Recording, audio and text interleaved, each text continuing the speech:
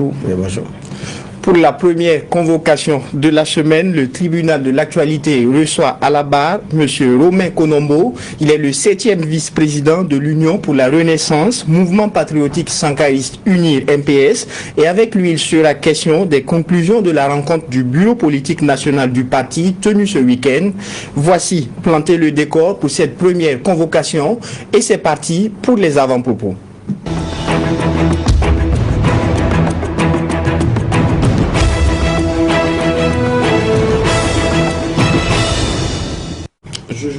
Qu'est-ce qui retient votre attention pour la présente convocation? Merci Président, c'est vrai qu'on a eu un week-end suffisamment politique et suffisamment chargé, riche en sorties, en opinions et en couleurs, mais je vais toujours garder sur moi la responsabilité de souhaiter un très bon lundi à tout le monde parce que c'est la coutume chez moi. Beaucoup de courage, beaucoup de persévérance et surtout beaucoup d'espoir au Burkinabé compte tenu de la situation sociopolitique de notre pays. On a l'impression que ça part dans tous les sens et de déception, je ne sais plus dans quoi est-ce que réellement nous sommes, mais quoi qu'il en soit, c'est de garder le cap comme espoir. Même si derrière, il y a plusieurs déplacés internes, même si derrière il y a une menace réelle qui existe, il faut également, je dis bien, garder l'espoir et beaucoup de courage à tout le monde. Je souhaite une excellente semaine aux uns aux autres et surtout un très agréable lundi. D'accord. Alors, Jules Drago, qu'est-ce qui retient votre attention ce matin? Merci, Président. Moi, je veux m'arrêter sur l'augmentation tous azimuts des frais de scolarité dans nos différents établissements. Chaque année, c'est comme cela. On ajoute 5 000 par-ci, 10 000 par-là. Et si on regarde ces 5-10 dernières années, il y a eu une augmentation par moment de plus de 200%. Et face à ça, l'État ne dit rien, l'État ne fait rien. Et je pense que le moment est venu pour qu'on puisse adopter, en tout cas une loi, par exemple, qui plafonne les frais de scolarité. J'ai le sentiment que chaque chef d'établissement décide, comme il veut, de fixer ses prix. Et cela n'est pas de nature à faciliter la tâche aux parents d'élèves. Et plusieurs élèves abandonnent l'école en cours de route simplement parce qu'ils n'ont pas les moyens de payer. C'est vrai que l'école coûte cher, que l'éducation coûte cher, mais j'ai la faiblesse de croire que notre pays peut organiser mieux ce secteur-là pour faire en sorte que la scolarité ne monte pas au gré donc des desiderata des responsables d'établissement. C'est vrai que quand on les écoute par moment, ils ont des raisons par-ci par-là qu'ils avancent pour augmenter les frais de scolarité. Mais je dis, j'insiste, nous pouvons organiser et plafonner les frais de scolarité dans notre pays de sorte à ce que l'éducation soit accessible à tous. On l'a fait dans le cadre du logement, sous la transition en 2015. Le ministre Bagoro, à l'époque, avait travaillé avec son équipe à ce qu'on adopte une loi qui permette donc de plafonner les prix des magasins, les prix des maisons, les prix des logements. C'est vrai qu'il n'y a pas eu de décret d'application et que sur le terrain, en ce moment, ce n'est pas appliqué. Mais je pense que ce travail-là aussi peut être fait au niveau de l'éducation pour soulager l'ensemble des acteurs. Et donc c'est un cri de cœur que je lance aux députés de l'ALT. S'ils peuvent travailler à cela, ça va soulager tout le monde. D'accord. Le 7e vice-président de l'UNIR MPS est notre convoqué à la barre du tribunal ce matin. Monsieur Romain Konombo, bonjour et bienvenue. Bonjour, Monsieur le Président. Alors, première question de généralité, comment se porte l'UNIR MPS depuis la démission de son président d'honneur en février 2022? L'UNIR MPS se porte bien. L'UNIR MPS se porte bien. Vous savez que la démission du camarade Zida, c'est dû au fait que voilà, il occupe des postes dans une certaine organisation qui ne lui permettait pas de continuer à occuper son poste de vice-président au niveau de l'UNIR MPS. Sinon, il reste un militant de base. Nous sommes permanemment en contact, donc tous ces conseils pour que le parti puisse bien s'installer. D'accord. Des questions de généralité, monsieur le juge? Oui, vous dites, effectivement, parlant de Zida, lors de la rencontre des chefs de l'État, il n'est pas venu. Le président d'Amiba dit que c'est pour des raisons administratives. Est-ce que vous confirmez, comme vous dites que vous êtes en contact permanent, que c'est pour des raisons administratives ou c'est un choix délibéré de ne pas venir? Pour des raisons administratives, on peut le comprendre, parce que quand même pour quitter le Canada et puis se retrouver au Burkina dans les conditions où il est, on peut comprendre. Vous savez qu'une fois qu'il fait peut-être le voyage, il peut perdre même son statut de réfugié politique. Mais dans tous les cas, l'Union MPS avait demandé à son ancien président d'honneur de ne pas se présenter à la rencontre. Mais est-ce que c'est réellement la raison administrative ou c'est un choix justifié par la raison administrative? Parce que si on veut venir vraiment, si c'est des formalités à remplir. Ce que moi je peux vous dire, c'est que l'Union MPS a demandé à son président d'honneur de ne pas se présenter à la rencontre. Maintenant, est-ce qu'il a eu des contacts avec les responsables de la junte? Je n'en sais rien. Je ne sais pas trop. D'accord. Question de généralité, juge Ouédraogo. Oui, je vais rester sur le même dossier pour indiquer que notre invité dit qu'il ne voulait pas perdre son statut de réfugié politique. Est-ce que le président Zida se plaît à être réfugié politique et pourquoi il ne veut pas venir dans son pays?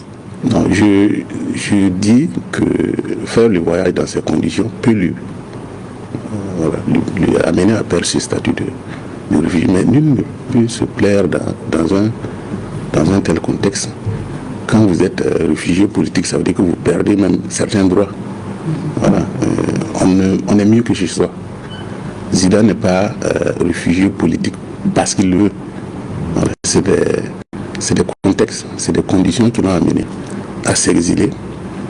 Et ce qui est important, c'est de travailler pour qu'il puisse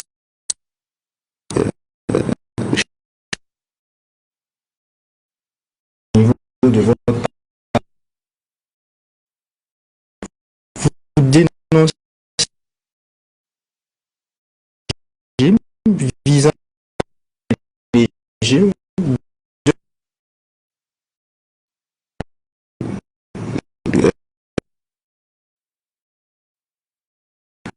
ce que nous avons ressenti. Vous dites, mais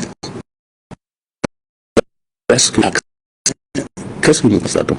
Nous constatons, c'est que le MPSR consulte des anciens membres du CDP. Ils ont même dans le gouvernement des anciennes personnalités. Hiroboli a battu campagne pour les CDP dans ce pays. Il continue devant en cherchant à réintégrer Blaise Compaoré dans le système, en l'évitant comme ça, comme tout le monde a suivi dans le pays, alors qu'il est sous une condamnation. Il vient avec la protection du chef de l'État. Voilà, il vient, il tourne dans le pays, puis il repart comme s'il n'y rien n'était. Voilà, on fait un pied de nez à la justice. Nous nous battons pour des valeurs. Donc nous ne pouvons pas accepter cela. Nous ne pouvons pas accepter cela. D'autant plus que le discours qui nous avait été servi dès la prise du pouvoir ne va plus véritablement en droite ligne avec ce que nous constatons. Le juge Bourman l'a dit dès longtemps. Aujourd'hui, on n'a plus d'efficatif pour ce que nous vivons dans ce pays. Donc nous estimons que c'est des moments importants. Il va falloir qu'on se retrouve, qu'on s'asseye, qu'on nous propose de nouvelles solutions pour que nous ne touchons pas le fond. D'accord. Mais le président du FASO, le président d'Amiba, s'est voulu pourtant clair lors de sa rencontre la semaine passée avec les chefs coutumiers. Il a dit qu'il n'est pas question d'une quelconque restauration d'un ancien régime. Et l'arrivée du président, l'ancien président Blaise Compaoré, était fait dans un cas où même le président Zida devait arriver. Est-ce que vous ne trouvez pas que c'est tout de même ambigu de dire que c'est une restauration alors que même le chef de l'État dit que ce n'est pas une restauration? Ce que le chef de l'État dit et ce qu'il fait, c'est différent. Quand vous dites que vous ne travaillez pas pour restaurer un système, mais vous ne recevez pas les éléments importants de ce système pour prendre conseil. Voilà. Vous respectez la République. ceux qui ont des dossiers en justice, mais il faut qu'ils aillent répondre devant la justice. Il n'y a pas meilleure façon de restaurer que ça.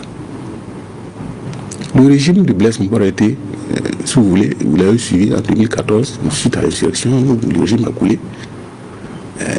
Au nom de quoi Blaise Compaoré qui est en exil, Blaise Compaoré qui a été jugé dans ce pays-là, qui doit purger une peine, peut venir dans ce pays, aller rencontrer jusqu'au président du Faso, sans faire un tour à la justice. Il n'y a pas meilleure restauration que ça. Il n'y a pas d'autres actes de restauration plus que ça. Puisque le condamné lui-même est dans le pays reparti comme il veut. Il peut aller rencontrer le président du Faso. Il est même président d'honneur du CDP. Est-ce qu'on pourrait être toujours président d'honneur du CDP? Voilà, donc, ça c'est de la restauration pure et simple. Pour ceux qui nous prennent en marche, le 7e vice-président de l'UNI MPS, Romain Konombo, est notre convoqué à la barre du tribunal. Monsieur les juges, le convoqué est à vous. Merci. Après le coup d'État du 24 septembre, votre directoire national, du 24 janvier, votre directoire national s'est réuni et a dit d'ailleurs qu'elle avait toujours prôné une rupture, en rappelant sa déclaration de du 16 novembre 2021, après le drame d'Inata. Dans le résumé de votre rencontre, il n'y a eu aucune condamnation du coup d'État qui venait de se passer. Vous avez tout simplement pris acte de la démission du président Kaboré et de la prise du pouvoir par le lieutenant Paul-Henri Sandaogo Damiba, lieutenant-colonel Paul-Henri Sandaogo Damiba, président du MPSR. Sur l'ensemble des 8 points de votre résumé, il n'est mentionné nulle part d'ailleurs une quelconque condamnation. Au contraire, au point 6, vous dites l'UNIR MPS félicite le lieutenant-colonel Paul-Henri Sandaogo Damiba pour sa fermeté dans un esprit de conciliation, toute chose qui pourrait rassembler le peuple burkinabé autour des valeurs d'intégrité, de dignité, de courage, pour relever avec désintéressement les défis communs, dont prioritairement le défi sécuritaire. Alors, pour un coup d'État qui a renversé un régime démocratique, un parti politique qui ne condamne pas le coup d'État, qui félicite l'esprit de fermeté qui a eu lieu. Je rappelle que vous êtes réunis le 29, le coup d'État, le samedi 29, le coup d'État a eu lieu le 24, donc 5 jours après. Et ça a été suffisamment pour vous de saluer l'esprit de fermeté, de conciliation et tout. Et aujourd'hui, ce discours tranche avec ce qui avait été annoncé. Qu'est-ce qui n'a pas marché? Est-ce qu'il y a une collaboration qui n'a pas marché? Ou bien ce sont les premiers espoirs qui ont été déçus, pardon. Non, monsieur. Pour ne pas dire touchés. Non, c'est pas dans ce sens. En fait, quand le lieutenant-colonel a fait son discours, nous avons trouvé quand même que le discours était en cohérence avec nos attentes. Nous pensions effectivement que, à travers ce discours qui a été prononcé là, l'armée allait effectivement prendre ses responsabilités et puis on allait véritablement aller contre l'insécurité. Mais nous avons vite compris qu'en réalité, le coup n'a pas été fait pour, comme ils l'ont dit, faire la guerre. Le coup a été fait comme juste pour inverser un rapport de force politique. Mais vous êtes un parti politique qui a plusieurs années d'expérience sur le terrain. Parce que ce qu'on n'arrive pas à comprendre, c'est qu'un parti politique dont l'existence même est menacée par un coup d'État, puisque la Constitution étant suspendue, et jusqu'à votre déclaration, au moment où vous faites votre déclaration, on ne savait pas jusqu'à quand d'ailleurs cette Constitution allait être rétablie, menaçant d'ailleurs l'existence de votre parti politique, que vous preniez simplement acte et saluer déjà une fermeté à partir d'un seul discours. Oui, mais nous avons pris acte parce que le président du Faso a démissionné. Roch Kaboré a rendu sa démission. Donc, quand nous sommes réunis, nous sommes dit, puisque l'intéressé lui-même a rendu sa démission, est-ce qu'il n'est pas prudent quand même d'attendre pour voir? L'intéressé a rendu sa démission au MPSR. Donc ça veut dire que et le MPP et son parti n'étaient plus véritablement intéressés par la chose. C'est la raison pour laquelle le MPS a simplement pris acte de la commission du président du Faso. Et nous avons apprécié le discours qui a été tenu par le lieutenant-colonel Paul-Henri Sandaogo Damiba pour lui dire, mais il serait nécessaire d'aller véritablement dans ce sens. Parce que prôner la rupture, oui. Prôner la restauration du territoire, oui. Ouais, ce que vous dites, c'est très intéressant.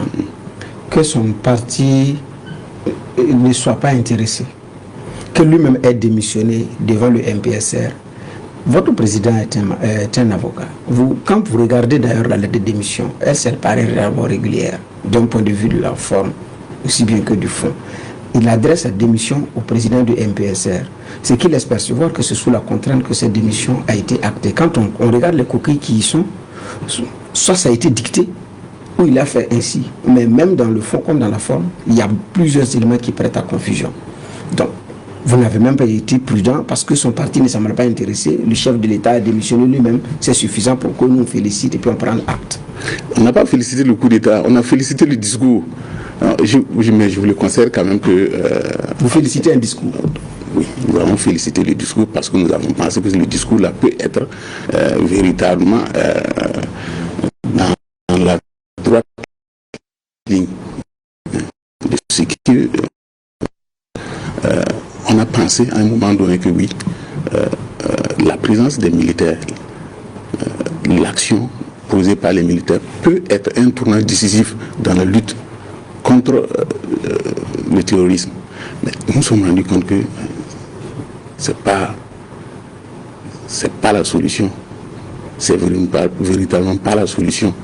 Le discours qui a été servi dès le premier instant, c'est pas ça. Les motifs réels, c'était pas ça. Vous voulez nous convaincre que vous n'avez pas été prudent à ce niveau de responsabilité de la vie d'une nation où des soldats interrompent le jeu démocratique normal à partir d'un seul discours. On ne sait même pas d'abord où ils vont. Et puis, comme par enchantement, un parti qui était également parti de la majorité, qui plus avait une bonne influence, plus ou moins. Puis bon, pour vous, le discours c'est bon, donc... non, c'est une attitude de prudence. Vous voyez, toute la classe politique a observé cette attitude de prudence-là.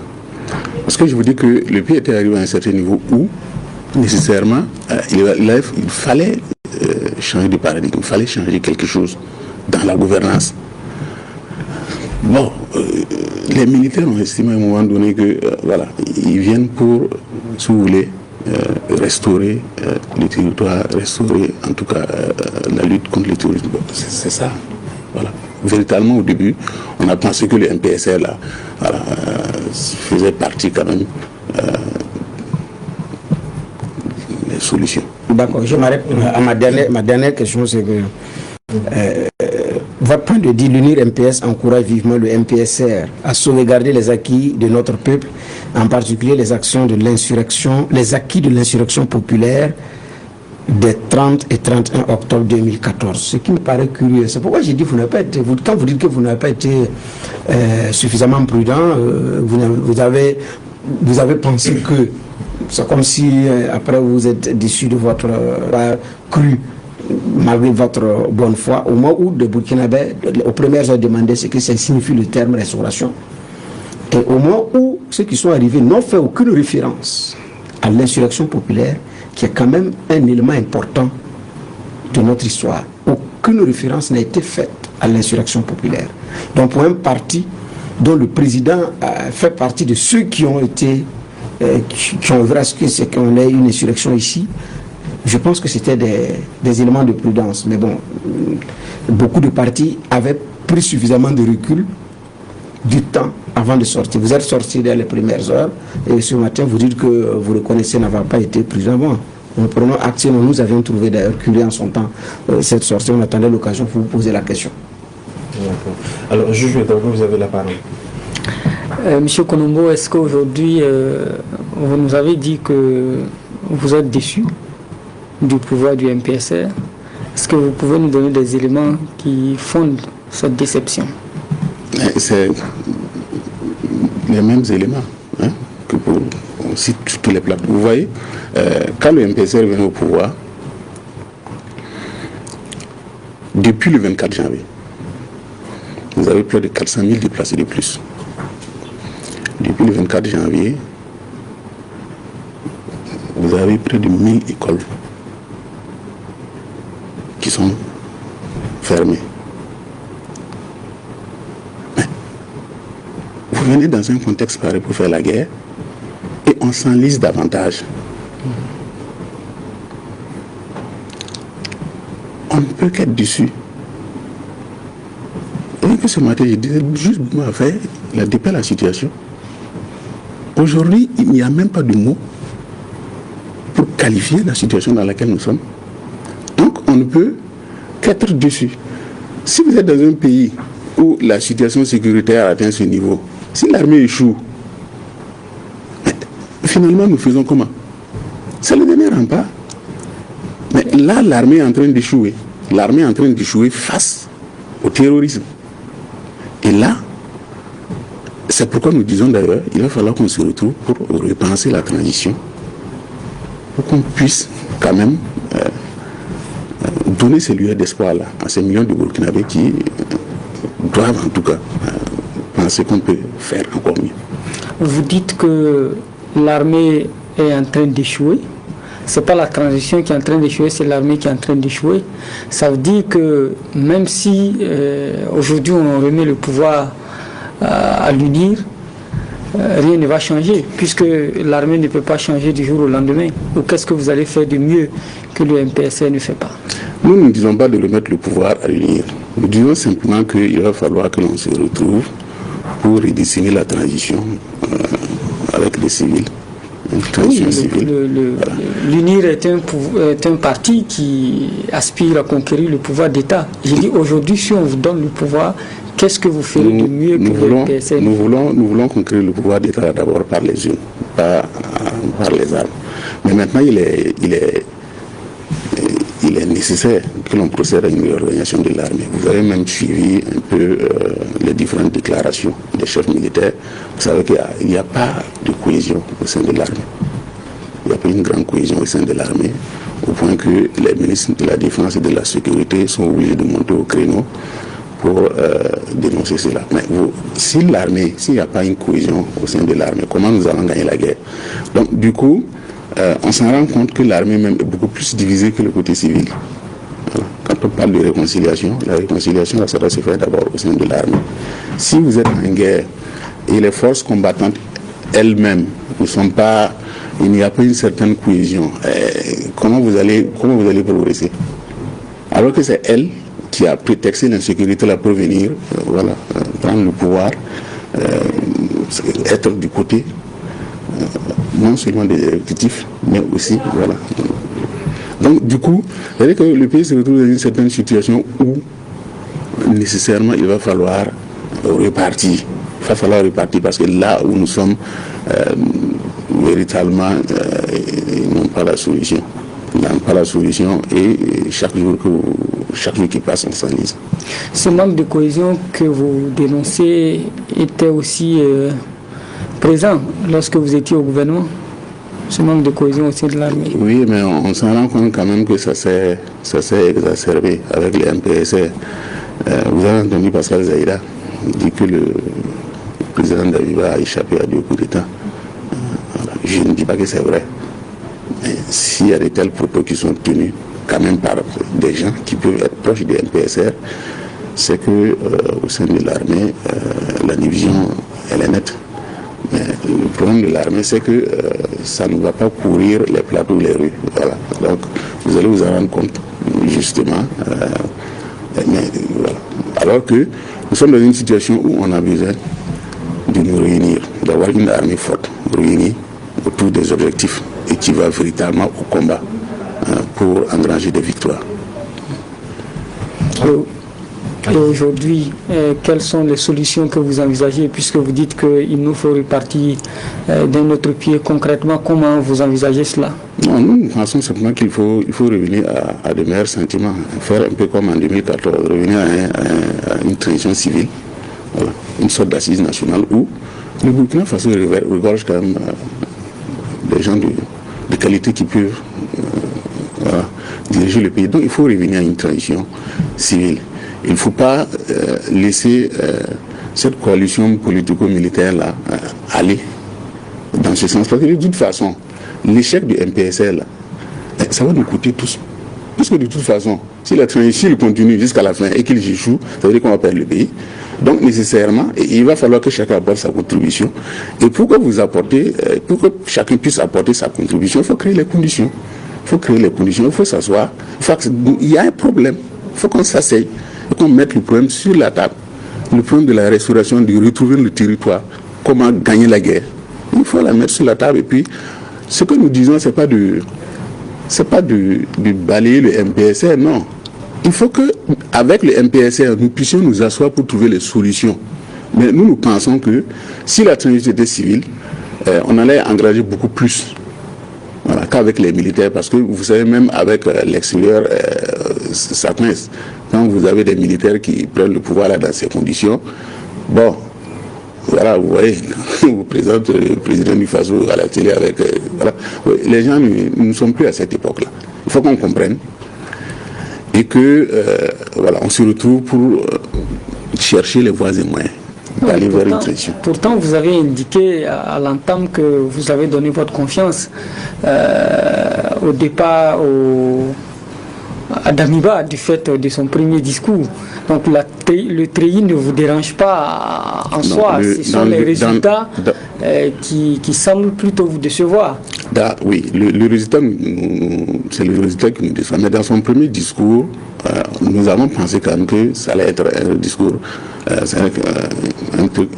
la transition allait rassembler beaucoup plus les Burkinabés pour qu'ils s'asseyent et qu'ils regardent dans la même direction. Nous n'avions pas du tout pensé que c'était juste autre pour que j'y mette, pour faire autre chose. Voilà, c'est tout. D'accord. Alors, les juges l'ont rappelé ici sur ce plateau. Vous étiez très récemment jusqu'au coup d'État dans l'instance dirigeante même du pays, même dans la majorité présidentielle et dans le gouvernement. Qu'est-ce qui a été fait? On avait un gouvernement civil, mais les choses se sont tout de même alisées. Est-ce qu'aujourd'hui la critique n'est pas facile quand on sait que, étant au pouvoir, qu'est-ce que vous avez apporté? On a tendance à regarder seulement le côté sécurité pour le pays. Et je comprends bien, parce que sans sécurité, tout ce que vous faites là, ça passe à l'eau. Mais quand même, quand vous prenez les 5 ans de gouvernance, le MPP avec ses alliés, il y a des acquis. Si vous regardez en termes de projets structurants, il y a des acquis. En termes de construction de routes, d'hôpitaux et autres, il y a des acquis. Il y a nécessairement des acquis. Donc, c'est la question sécuritaire. L'Union ivoirienne, effectivement, à ce niveau-là, bon, on a essayé de faire ce que nous pouvons, mais il faut reconnaître que nous avons échoué sur le plan sécuritaire. Mais nous avons échoué, ça s'explique. Parce qu'aujourd'hui, c'est que pouvoir, mais c'est à eux nous avions confié notre confiance. C'est à eux nous avons fait confiance. C'est eux qui étaient sur le terrain. Vous avez vu que cette année, ils n'en sont qu'à moins de 6 mois. Ils étaient sur le terrain du combat. C'est des militaires qui occupaient les postes. Tout ce qu'ils ont demandé comme contribution financière dans la loi de programmation, là, mais ça retrouve de l'Assemblée nationale. Le président de l'Assemblée nationale, en son temps, Bala Sakandé a fait le point. Ils n'ont même pas épuisé même ce que l'État les a donné. Donc, du coup, c'est dit, nous sommes à une étape où il va s'asseoir autour de la table pour que chacun assume ses réalités et qu'ensemble, nous regardons dans la même direction pour pouvoir sauver ce pays-là. Le régime du MPP n'a pas réussi à apporter la pleine sécurité. Ça, c'est un fait. C'est la raison pour laquelle ils ne sont plus là. Mais vous qui êtes là, en 5 ans, en 5 mois, si vous êtes des militaires, vous êtes presque le dernier rempart. Vous êtes presque le dernier rempart. Après les militaires, il va falloir faire la guerre populaire. Qu'est-ce que la guerre populaire? Mais engager tout le monde. Et c'est l'armée, avec ces chiffres que nous voyons. On est tous dans le... Vous voyez, on coupe les routes, on saute les ponts. Donc, au-delà des échecs particuliers des uns et des autres, là, nous sommes à une étape où il va s'asseoir et puis trouver les solutions nécessaires pour que nous allons véritablement à la reconquête de notre territoire. Oui, ce que vous dites, c'est intéressant. Il faut s'asseoir. Comment on s'assoit? Qui? Mais on peut avoir une sorte d'assise nationale, convoquer, je dis, l'ensemble des mouvements, des partis politiques, tout le monde. On s'assoit, on regarde dans la même direction, chacun faire son travail. Parce quoi qu'on dise, l'armée, son rôle premier, c'est pas le fait de la... Quand vous occupez un poste politique, le président du FASO, la présidence du FASO est un poste politique. Vous venez, vous dites aux politiques, non, vous désirez les coupables. Bon, allez-y, nous allons essayer. Vous essayez, ça ne marche pas. Il faut avoir l'intelligence, au moins. Voilà, mais c'est autre chose.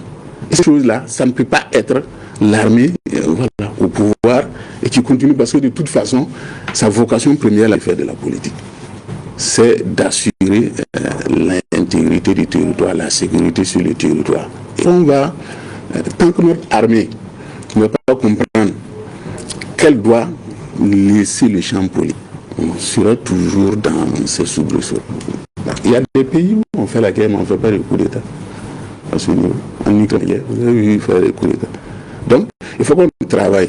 C'est pourquoi je dis, ça doit être de façon commune, il travaille pour que l'armée elle-même intègre cette donne-là. Que de nos jours-là, bon, les coups d'État, c'est vrai, vous pouvez avoir la force, c'est vrai, vous pouvez arrêter les gens. C'est vrai, vous pouvez vous saisir du pouvoir, vous pouvez même vous faire investir par le coup, parce que les gens aussi qui sont là-bas, souvent, ils ont perdu des armes. Mais par fini, c'est le pays qui perd parce que l'image même que vous montrez. Voilà. D'accord.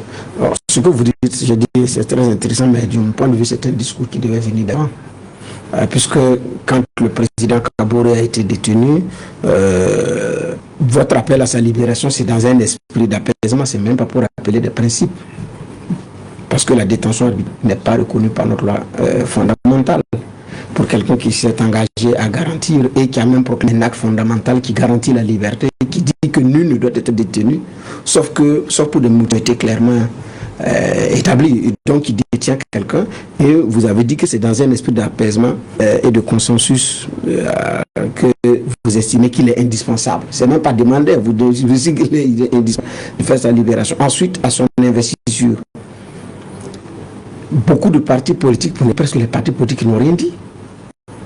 C'est plusieurs autres acteurs qui ont estimé que ça ne colle pas.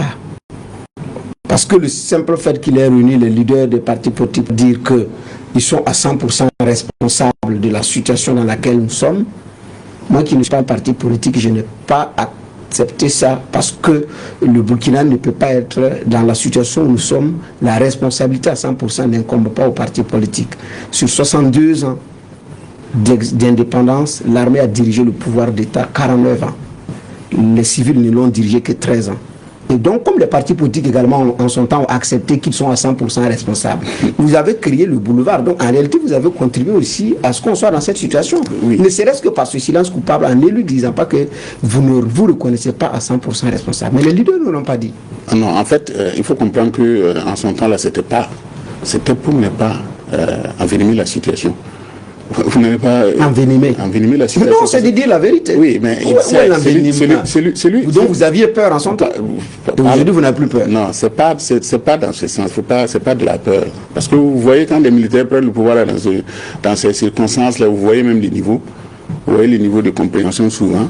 Bon, il faut aussi faire un peu attention. Parce que vous voyez, quand des gens prennent le pouvoir d'État et puis disent, écoutez, les partis politiques là, voilà, désignent des coupables. Ça veut dire que quelque part, même le niveau de compréhension politique là, ça pose problème. Ça pose problème. Et quand vous avez affaire à des personnalités comme ça veut dire qu'il faut aussi... Personnalités comment à des gens qui tiennent l'arme, je vous l'ai dit. Qui tiennent l'arme, ça veut dire qu'il faut du tact. Il faut du tact, sinon vous allez aller à l'affrontement. Déjà même qu'au niveau même de nos frontières, nous avons affaire à des terroristes. Si à l'intérieur, il faut créer les conditions pour que nous puissions nous rentrer à l'intérieur, mais voilà. Donc, mais monsieur, vous êtes dans l'affrontement actuellement. Ce que vous avez refusé de faire hier, vous le faites aujourd'hui alors que les mêmes détiennent toujours les mêmes armes. Nous ne sommes pas dans l'affrontement. Oui, mais ce que vous dites, c'est un affrontement. Vous dites de faire barrage, c'est clair, établi que c'est clair. Alors qu'aux premières heures, vous dites qu'ils sont comme ça, ça veut dire qu'ils tiennent des armes. Ils n'ont pas déposé ces armes-là. C'est toujours les mêmes treillis, c'est les mêmes galons, c'est le même béret. Qu'est-ce qui a changé maintenant? Ce qui a changé, c'est que au-delà d'aller dans ce qu'ils ont promis faire la guerre, c'est vrai qu'ils sont restés ici pour faire de la politique politicienne. C'est ça qui a changé. S'ils ont créé un parti politique, vous dites qu'ils Le MPSL est un mouvement politique. Vous dites qu'ils font une politique politique. Quels sont les éléments qui vous fondent à dire que le MPSR est un mouvement politique. C'est un mouvement politique. C'est un mouvement politique aussi. C'est un mouvement politique. Il n'y a pas d'autre signification. Quelles sont les preuves qu'ils sont dans une logique de politique politicienne? Mais vous voyez leur montée en puissance même dans l'administration. Moi, je ne le connais pas. Moi, je vois des gens qu'on nomme. Ah, mais ce sont des militants. Ah, vous les connaissez? Ce sont des militants du MPSR. Il y a des cartes MPSR. Moi, je ne sais pas s'ils ont des cartes ou pas. Je ne sais pas s'ils ont des cartes ou pas. Mais c'est un mouvement politique. Donc, ils ont pris le pouvoir par les armes. C'est ça la réalité. Juge Ouedraogo. Moi, je continue à insister sur un élément. L'UNIR était dans la majorité présidentielle. Qu'est-ce que vous avez fait ou qu'est-ce que vous n'avez pas fait que vous pensez que le MPSR doit faire aujourd'hui ou ne doit pas faire? Ce que le MPSR doit faire aujourd'hui, c'est ce que nous estimons, c'est de rassembler tous les Burkinabés autour d'une même table pour que nous puissions regarder dans la même direction, pour que chacun puisse apporter sa contribution dans la lutte contre le terrorisme. Le MPSR dit que c'est ce qu'il voulait faire en rassemblant d'abord tous les présidents, les anciens présidents. Mais parmi les présidents qu'on rassemble, il y en a qui ont des dossiers devant le juge. Ils ne sont même pas allés là-bas. Ils ont même pris d'autres nationalités pour éviter ça. Votre président d'honneur n'a pas de dossier? Oui, il a un dossier en justice. Oui. Il a un dossier en justice. Il demande d'ailleurs même à ce qu'on enrôle le dossier depuis, mais ça ne se fait pas. Je ne comprends pas pourquoi. Okay, donc... Mais jusqu'à présent, lui, il a la présomption d'innocence. Voilà. Donc, je pense bien que le scénario du MPSR, là, en réalité, ce n'est pas pour aller vers la réconciliation, parce que nous avons toujours dit, s'il y a réconciliation, s'il y a besoin de réconciliation, c'est au niveau, justement, des populations. Nous, entre nos politiques, nous n'avons pas de soucis. Nous parlons. Donc, ce n'est pas le fait de rassembler les anciens présidents, Jean-Baptiste Ouedraogo et autres là. Ça, ce n'est pas de la réconciliation. Ça, c'est de la preuve. C'est que ça a permis à quelqu'un qui a des dossiers en justice de venir dans le pays, qui est sous mandat d'arrêt, de venir de repartir sans être inquiété. Et ça cause un problème. Ça cause un problème parce que nous sommes en train de fouler notre justice au pied. Alors que c'est cette même justice-là qui doit être, si vous voulez, la pierre angulaire de la construction d'un état de droit. Donc c'est à ce niveau-là, nous pensons que cette forme de rassemblement, de réconciliation prônée par Damiba, voulant justement utiliser des personnalités, voilà, pour passer au forcé par rapport. Nous n'acceptons pas ça. Et nous comprenons même. Ce sont des... N'oubliez pas que Damiba a donné quand même 5 mois pour faire le point. Il reste quelques jours. Qu'est-ce qu'on va dire? Comme il n'y a pas de bilan, voilà, on invente ces genres de choses. Réconciliation, les revenus, voilà, donc on va ressortir à la fin, nous dire oui, bon, voilà, sur le plan de la... On fait ça sur le plan de... D'accord, M. Konombo, revenez à ma question. Qu'est-ce que vous avez fait? Ou qu'est-ce que vous n'avez pas fait que le MPSR fait aujourd'hui ou ne fait pas? Ce que nous n'avions pas fait, ce que le pouvoir du MPP n'a pas fait en son temps, je ne vois pas. Parce que de toute façon, les militaires qui sont là, c'est eux qui étaient aux commandes. Ce qu'ils ont demandé, comme moyen pour faire la guerre, ils les ont eu. Ce que peut-être nous n'avons pas fait, c'était peut-être d'aller véritablement vers le renforcement des supplétifs. Les supplétifs de l'armée. Je pense bien sûr que si on avait franchement abordé la question des VDP, si on avait pris le modèle qui a fait cours sous la Révolution, avec Sankara, avec les CDL, les permanences et autres, je pense que ça allait être véritablement une bouffée d'oxygène et ça va nous permettre d'aller véritablement vers des victoires dans le cadre de la lutte contre le terrorisme. Je pense que c'est à ce niveau-là que le pouvoir du MPP, c'est vrai, ils ont abordé la question, on a abordé la question, on a essayé de mettre des VDP, ça et là, mais véritablement, ça n'a pas été très très approfondi. Parce que j'estime quand même que le modèle les CDR qui ont le modèle des CDR qui a fait en tout cas recette sous la Révolution pouvait être expérimenté. Aujourd'hui, nous sommes dans une situation où nous avons besoin de défendre l'ensemble du territoire, les villages et autres. Ça veut dire que quand vous regardez un peu l'effectif, je ne suis pas un spécialiste militaire, mais quand vous regardez quand même l'effectif de l'armée, nous ne pouvons pas avoir assez de militaires partout s'il n'y a pas véritablement un appui conséquent des populations. Nous sommes à une étape de la guerre où il faut nécessairement que chacun puisse défendre son territoire, son village, son département et autres. Donc il faut nécessairement impliquer les populations. Et d'ailleurs, je pense que là-dessus, en 2017, lors du 15 octobre, nous avons fait, l'UNIR MPS a fait un travail au niveau du CBC sur la question sécuritaire. Et dans les recommandations, c'est ce qui a été dit. Mais maintenant, quand vous êtes en cogestion, il y a ce que vous amenez comme propositions qui peuvent être acceptées ou pas. Voilà. Donc je pense qu'en son temps-là, ce qui n'a pas été en tout cas fait, c'est à ce niveau-là. Sinon, même si on reprend les choses,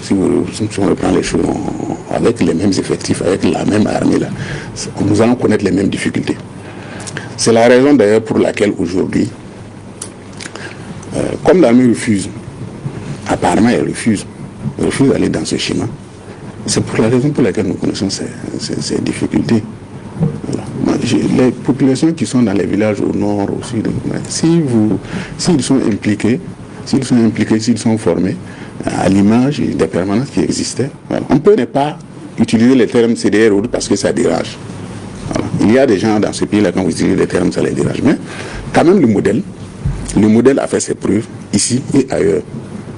Ailleurs, par exemple, au Rwanda, après ce qui s'est passé pour la question de la sécurisation, ils ont simplement copié le modèle CDR au Burkina et ça a marché et c'est en train de marcher. Donc, du coup, nous estimons au niveau de l'UNIR MPS que ça peut être une solution. Ça peut être une solution pour nous permettre véritablement d'aller vers la sécurisation intégrale de notre territoire. Donc à l'époque, vous avez proposé ça et vos vis-à-vis n'ont pas accepté? Accepté à demi, parce que quand vous regardez un peu le système des VDP, c'est ça. C'est vrai qu'on rentre dans un village, on recrute des gens, bon, on les forme, et ce n'est pas au nombre. Voilà, c'est pas au nombre. Et les conditions dans lesquelles ils exercent même ne leur permettent pas d'être optimales. Vous prenez un combattant, bon, VDP, lui, il n'a que 20 000 à côté, il est là, il fonctionne avec un militaire. Voilà. Donc, du coup, il y a tellement de... ils n'ont même pas eu le matériel nécessaire pour faire le travail. Vous avez un exemple parfait. Il y a le cas de l'Aguiro. Voilà. C'est un commandant. Voilà. Donc, du coup, c'est vrai que ce modèle-là, si véritablement nous avions tous accepté en son temps que la défense du territoire revient au peuple, on allait s'organiser en conséquence. Mais je reconnais, nous sommes restés là avec le MPP. On a pensé que l'armée va revenir, l'armée va engager des victoires, alors que l'armée elle-même n'était pas assez prête pour cette guerre. Je me rappelle, lors de nos travaux, on a eu quand même un éminent spécialiste qui nous a dit, mais notre armée en son temps, il nous a dit, imaginez-vous quand vous êtes en train de courir, vous voulez porter un pantalon. La difficulté de l'armée là en son temps, 2017, c'était ça. On n'a pas de le dire, on n'a pas d'armée. Voilà. Il faut que on puisse accepter que tout le monde doit apporter sa contribution. Et il n'y aura pas, pour nous, on ne va pas gagner cette guerre-là tant que nous n'allons pas aller dans ce sens. La guerre populaire. Il faut que dans chaque village, on arrive à réveiller les consciences pour que les gens se mettent ensemble, qu'ils mettent des brigades et qu'ils se défendent et qu'on leur donne les moyens pour se défendre. Et c'est possible. Imaginez-vous 10 personnes qui viennent en moto, qui rentrent dans un village, et, voilà, parce qu'ils tirent à l'air, tout le monde court. On a appris même à nos populations des fuyards, non? Tant qu'on ne va pas briser ce mythe, tant qu'on ne va pas aller dans ce sens-là, ça va être difficile pour nous. Alors, pour ceux qui nous prennent en marche sur Watt FM, on rappelle que M. Konombo Romain est notre convoqué à la barre du tribunal. Il est le 7e vice-président de l'Union MPS. Vous avez dit, vous avez donné les moyens à l'armée pour faire le travail. Il y a pourtant le drame d'Inata où des soldats ont été affamés. Au-delà de ça, il y a l'Union Police Nationale qui crie à un manque d'équipement de la police. Est-ce que ce n'est pas contradictoire quand vous dites que vous avez donné les moyens? Mais c'est ça, je dis que le problème se retrouve même dans l'armée. Vous avez des chefs militaires qui disent que les policiers n'ont pas droit à avoir ces armes parce que ça, ça leur confie. Vous étiez aux affaires. Voilà. Qu'est-ce que vous avez fait pour régler le problème? Donc, c'est pourquoi je dis, la question, elle est structurelle. Voilà. La question, elle est véritablement structurelle au niveau de l'armée. On a un problème dans l'armée. C'est que là, on a un véritable problème avec notre armée. Mais le chef suprême de l'armée, c'est le président. Mais vous pouvez, quand vous héritez d'une armée, comme celle que le président du Faso a hérité en 2015, là, vous faites quoi avec ça? Vous avez eu 7 ans. Hein? Vous avez eu 7 ans. Oui, mais c'est vrai que la restructuration a continué. On a fait quoi avec une armée pareille? Une armée qui a passé son temps à faire de la politique. Voilà. N'oubliez pas que... comme le juge disait depuis 1966, non, l'armée était au pouvoir. Donc en réalité, elle s'est muée. L'armée s'est muée, si vous voulez, en entité politique. Voilà. C'est maintenant là même que elle doit retrouver maintenant ses prérogatives. Sinon, de 1966 à 2015, c'était l'armée qui gérait le pouvoir. Donc du coup, dans la tête de nos responsables militaires, là, ils ne pensaient pas qu'ils étaient là-bas, ils ne pensaient pas à la guerre et autres. Ils s'étaient mués en hommes politiques. Voilà. Et ça, c'est, si vous voulez, c'est ce que vous héritez. C'est ce que vous héritez. Mais maintenant, vous devez partir de là pour construire quelque chose. Et je pense qu'on était effectivement en train, voilà, avec les nouvelles recrues, on pourrait construire quelque chose. Mais ça, c'est l'héritage. Oui, vous avez parlé de cette guerre populaire. Après, vous armez les populations. Il y a un autre après. Comment les désarme après que les choses soient rentrées dans l'ordre, qui a aussi notre paire de manches. Parce qu'il y a des exemples aussi, des expériences dans d'autres pays qui n'ont pas donné. Donc, même au niveau de l'armée, même s'il y en a qui sont d'accord, il y en a qui sont très prudents et très réservés sur cette question. Vous savez, la question d'armer les populations, là, où chaque fois on nous dit après. Mais nous ne sommes même pas au stade après. Il faut exister d'abord. Et moi, je vous fais une confidence. Vous savez, quand vous élevez le niveau de violence, naturellement, ça s'équilibre et ça se stabilise. Si vous voyez que aujourd'hui vous avez voilà, des ennemis de ce peuple-là qui peuvent se mettre en moto, 10, 20 qui viennent, qui rentrent, qui font ce qu'ils font et qui repartent, c'est parce qu'ils savent qu'effectivement, quand ils arrivent, il n'y a pas de la résistance. Si vous mettez ces brigades-là en place, il ne faudrait pas penser nécessairement à les désarmer après. Ça veut dire qu'en réalité, ce sont des supplétifs de l'armée. Et ils doivent continuer à fonctionner, à assurer la sécurité locale. Je pense que nous avons changé de cap dans les questions sécuritaires même pour nos pays. Il faut qu'on aille véritablement vers ça. On nous dit... ceux qui sont contre ces gens limiteurs vous disent oui, bon, si tout le monde porte une main, prenez le cas des États-Unis. Les gens sont armés là-bas. C'est vrai qu'il y a de la violence, mais ce n'est pas à un certain niveau comme chez nous. Non, là, c'est un permis de port d'armes et de détention d'armes reconnu à tous les citoyens. Oui, mais à partir de l'âge, d'un âge bien fixé par la Constitution. Mais ici, c'est dans un contexte de guerre. Là-bas, c'est différent. Ah oui, mais on peut aller vers ça. Vous et moi, nous avons besoin de nous défendre. Comme tout le monde d'ailleurs. Quand vous êtes en guerre, surtout avec ces méthodes barbares connues de ces terroristes-là, il faut nécessairement que vous arriviez à vous protéger. Quand vous regardez souvent certaines scènes même qui se déroulent dans nos villages, à la limite vous posez des questions. Alors qu'on sait que, quand vous regardez nos effectifs, moi je suis logisticien de formation, quand vous regardez les effectifs de notre armée, on ne peut pas avec cet effectif-là faire cette guerre-là sur les 274 000 km² et assurer la sécurité de tout le monde. C'est pas possible. Ça veut dire qu'il va falloir recruter plus. Mais en attendant de recruter là, il faut utiliser les moyens existants. J'ai dit, dans ce pays, on a fait quand même une expérience avec les CDR et ça a marché. C'est vrai qu'à la fin, pour un peu justifier ce qu'on a fait en 87. On a commencé déjà à les critiquer. Oui, mais écoutez, les CDR, quand même, dans les villages, dans les départements et autres, ils ont fait la preuve, en tout cas en termes de sécurité, qu'ils étaient la solution.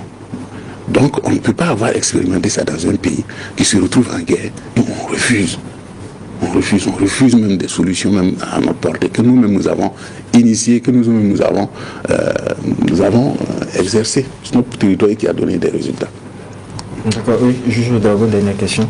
Donc l'UNIRPS semble avoir des solutions aux problèmes du pays. Le rôle du parti politique, c'est de trouver des solutions. L'une des solutions que nous disons, il va falloir qu'à cette étape-là, on se retrouve, on accepte que, autant sur le plan sécuritaire, le MPP avec ses alliés n'ont pas réussi à amener la pleine sécurité, autant le MPSR, là, actuellement, là, mais ils s'enlisent. Et puisqu'ils s'enlisent, il va falloir qu'on trouve une solution pour que nous ne perdons pas le peu du territoire qui nous reste. On parle de 35%. 35, ça c'est un nouveau chiffre. On parle de 35% avec vous voyez, des militaires au pouvoir. C'est difficile. Est-ce que finalement, c'est pas ce que vous avez sémé que nous sommes en train de récolter aujourd'hui? Je ne comprends pas. S'aimer, l'Union MPS n'était pas à l'origine. Vous étiez dans le gouvernement. Oui. Vous parlez du MPS. Depuis 2015, vous êtes au pouvoir. La situation sécuritaire s'est signalée depuis cette période-là, même avant. Aujourd'hui, la situation s'est aggravée. Est-ce qu'il ne faut pas regarder là où on a trébuché? C'est même avant 2015. C'est même avant 2015 parce que il faut pas aussi juste terminer cette question. Oui. Donc on est en train de regarder là où on est tombé, alors qu'il faut regarder ce qui nous a fait trébucher. Est-ce que vous n'avez pas ce sentiment aussi? Oui, mais c'est pourquoi je vous dis, ce qui nous a fait trébucher, c'est quoi? Il ne faut pas aussi oublier que nous avons, au moment où au Mali ça a commencé, nous avons joué un mauvais rôle. C'est ça qui nous revient en réalité. C'est là-bas, puisque de toute façon, depuis Gao, depuis le Mali, si en son temps le Burkina s'était dit, écoutez, si ces gens-là arrivent à s'installer au Mali, ça peut nécessairement toucher le Burkina, le Niger et les autres pays. C'est vrai que au moment où ça a commencé, si on avait la vision, on allait les combattre. Mais nous-mêmes, nous avons joué le mauvais rôle dans la crise malienne. Nous avons hébergé, fourni des armes et autres. Donc, ce qui nous revient, je suis entièrement d'accord avec vous, dans ce sens-là qu'il faut regarder là où nous avons trébuché. Mais là où nous avons trébuché, c'est pas en 2015, c'est pas en 2016, c'est bien avant. C'est bien avant que nous avons trébuché. D'accord, 30 secondes pour un commentaire, juge Bougman. Non, en termes de commentaires, comme je l'ai dit, c'est des partis politiques qui au départ ont cru aux hommes entreillis, perpétuant l'erreur également de Cellou Dalein Diallo en Guinée, parce que lui aussi il était sorti dans un show à l'américaine, à Doubé Doumbouya, et aujourd'hui, lui-même d'ailleurs, il fait partie des toutes premières victimes de Doumbouya, ce qui l'a contraint, ça il faut le dire, à se rapprocher également de Alpha Condé, son ennemi juré dont il a applaudi la chute. Donc c'est-à-dire que c'est des partis politiques au départ qui avaient eu peur, qui ont fait dans une certaine compromission, j'allais dire aujourd'hui, qui se réveillent, mais qui se rendent compte que ce n'était pas aussi évident. Maintenant, l'appel également qu'on doit aller ensemble est un appel qui est pertinent. Reste à savoir si ça va être bien accueilli et comment est-ce que ça va aussi être accueilli, parce qu'au Burkina, on ne s'écoute plus. D'accord. Et c'est ici que nous mettons un point final à la première convocation de la semaine. Je rappelle que le 7e vice-président de l'UNIR MPS, M. Romain Konombo, était notre convoqué à la barre du tribunal. Avec lui, il a été question des conclusions de la rencontre du bureau politique national du parti tenue ce week-end. Merci d'avoir répondu à la convocation. Merci aux différents juges pour les angles de regard et d'analyse. Merci à vous qui l'avez également suivi. Merci à l'équipe technique à la télé comme à la radio. Ici, au tribunal de l'actualité, la rigueur d'une justice équitable s'applique sur tous les sujets enrôlés. Au revoir et restez fidèles au programme de Tui TV et Watt FM.